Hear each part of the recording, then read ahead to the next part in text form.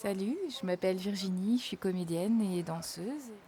Moi, c'est Jérôme, je suis comédien. Je m'appelle Stéphane et moi je suis danseur, vraiment à la base et récemment aussi comédien.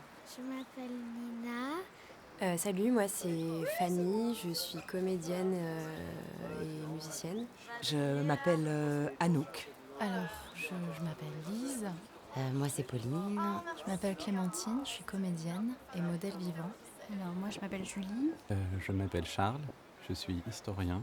Je m'appelle Kelly, je suis danseuse.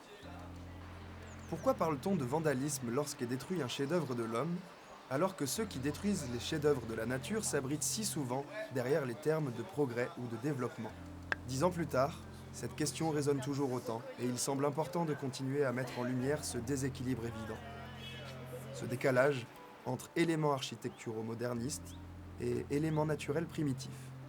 Atlas présente une sélection de photographies mettant en lien urbanisme et naturalisme.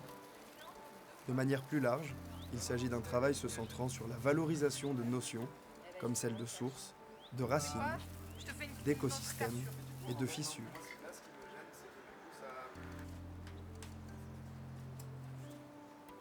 J'aimais bien l'idée de créer un lien tous ensemble entre danseurs, non-danseurs et corps différents.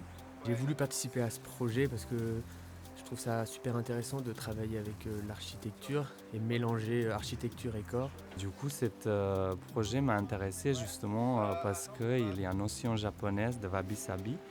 Et moi, en tant que quelqu'un qui a à l'époque étudié japonais et aussi la culture japonaise, Et je trouve que c'est bien de un peu créer des liens entre nous et Envie de célébrer la vie. Rapport de destruction, de géographie de la nature. De réparer des fissures avec de la peinture d'or, je trouve ça juste magnifique.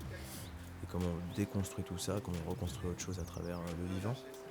L'immobilité, c'est quelque chose avec lequel je travaille beaucoup, donc ça m'intrigue.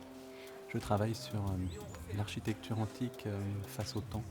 Les destructions, les débris nous renseignent en fait sur ce qu'une société pense d'elle-même et de son inscription dans le temps. La fissure est un défaut, ou une discontinuité brutale apparue ou apparaissant dans un matériau sous l'effet de contraintes internes ou externes. Le kitsungi s'inscrit dans la pensée japonaise du wabi-sabi et invite à reconnaître la beauté qui réside dans les choses simples, imparfaites, atypiques. Signifiant littéralement jointure en or, cette méthode japonaise de réparation des porcelaines ou de céramique brisée au moyen de lacs saupoudrés de poudre d'or nous servira comme base pour cette série de photographies sur les fissures.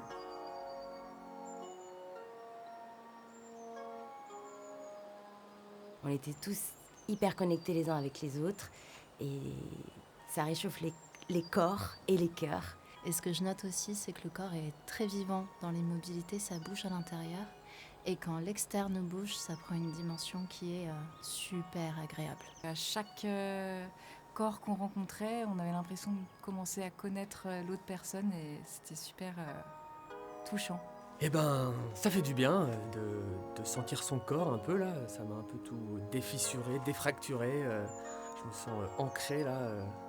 Les mains, les fringues complètement souillées par cette architecture. De petites natures, mais vraiment très timides, qui passaient à travers les fissures, justement de l'espèce de grille métallique contre laquelle j'étais appuyé.